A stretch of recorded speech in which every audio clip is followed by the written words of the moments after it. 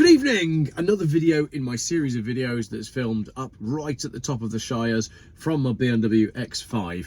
This is not about a BMW X5 and it's not about the Shires, it's about Dorset and County Durham and a disastrous trip that someone had with a Mazda, and they want me to see if anybody else has had similar experiences either with the car or with dealers. So I'm just going to read it to you. It's an interesting one to just listen to. So pause it here, go make a cup of tea, right?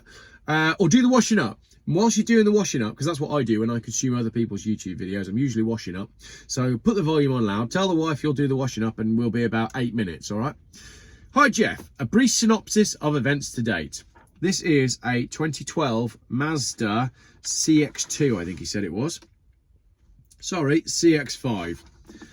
On the 1st of April 2023, a year ago, I was travelling from Dorset to County Durham to see my son, with my wife and 80-year-old parents in the car. We stopped at Tip Shelf services, and on leaving the services, the car wouldn't get above 60 mile an hour and started slowing and losing power, down to 20 mile an hour on a section of smart motorway. We made the mile to the lay-by section, which was a very scary experience. Yes, driving at 20 mile an hour on a motorway is terrifying. It happened to me the other night in my Renault 10. Online, we found the Mazda dealership, which was Perry's of Mansfield, which the breakdown truck took us to. Initially, Perry's claimed that they couldn't even look at the car for 2 weeks, so we got a hire car from Enterprise, obviously costing money. They were the only hire company open on a Saturday afternoon. We only had 20 minutes to spare before they closed for the weekend. On the Monday morning, we phoned Perry's of Mansfield, but got no reply, so a friend who was local secured the services of a mobile mechanic to go and collect the car, but when they arrived, they were informed that the work had already been commenced.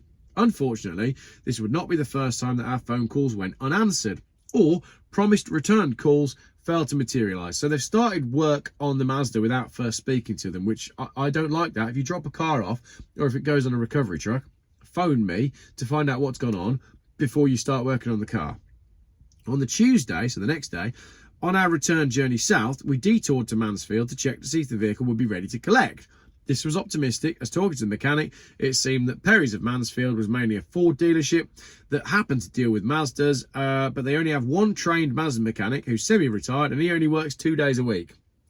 Probably not the best to be advertising yourself as a Mazda, workshop if that's the case, but never mind. Over the next 6 to 8 weeks, this is 6 to 8 weeks renting a car, I presume, as well. We were told that they'd done multiple tests, which we asked for paperwork or documents, nothing was forthcoming. So no paperwork or documents to prove that they'd done multiple tests. During this time, we had no other choice than to buy a replacement vehicle when it became apparent that our Mazda would not be fixed anytime soon. At this point, we started communicating mainly via email in order to get a paper trail and evidence of what was being claimed. We were assured that a full decoke would solve the problem and therefore gave the go-ahead. This didn't work. Then they claimed the DPF needed replacing and the Mazda parts would cost £1,600 plus VAT. £1,600 plus VAT to replace your DPF. Instead, it was agreed that they would try and clean the DPF, but this didn't work either. A company called DPF Clean were engaged to collect and clean and refurbish the DPF, but when they inspected the internals, they said it was burnt out and damaged by oil. We were informed this could only come from the engine, usually the turbo, but Perry's insisted they had done a visual check of the turbo and that it was fine.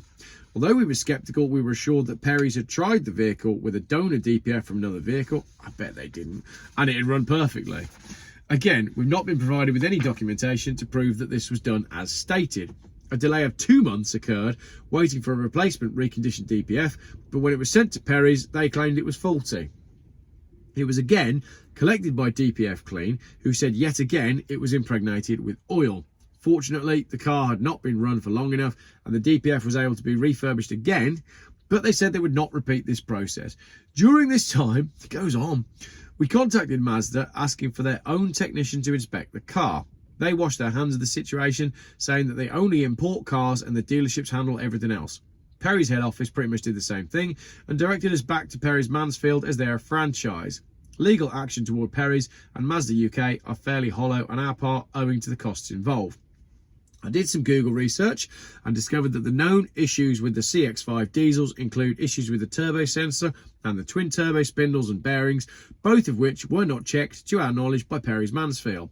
I believe the turbo was damaged by the decoke and the DPF damage due to the oil from the damaged turbo, but without independent inspection, I can't prove this. The MOT ran out in August 2023, just gone. After 4 months, we also declared it SORN for car tax. After investigation, we discovered the cost of transporting the car back to Dorset from Perry's would be £400. Perry's are invoicing us for 1,700 quid. The DPF does cost approximately £700, and in its present condition, with the DPF sitting in the boot, the car might be worth £2,000 as a non-runner.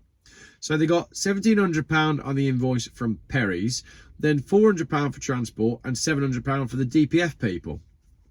When we started our journey north, our serviced and MOT'd Mazda CX-5 all-wheel drive with leather seats, 4 new tyres, a new battery and 112,000 miles was worth more like £5,500 to £6,000. We could forward the email exchanges to you if required, but after 12 months and still no resolution to what has been an extremely stressful situation to say the least, we would welcome any suggestions as to our next course of action. Thank you, Chris.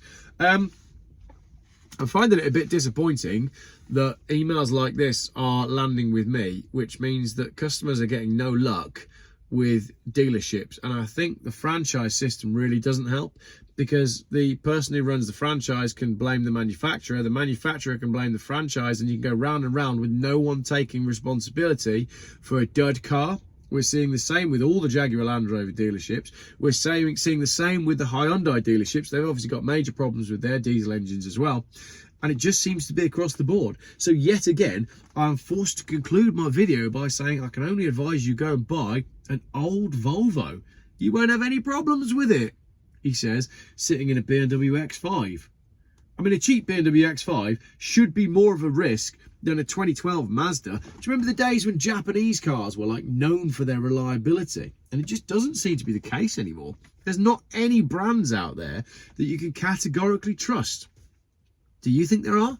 I find it astonishing that this 2005 227,000 mile diesel powered automatic gearbox giant SUV has caused me no problems. In fact, it's been one of the best cars I own.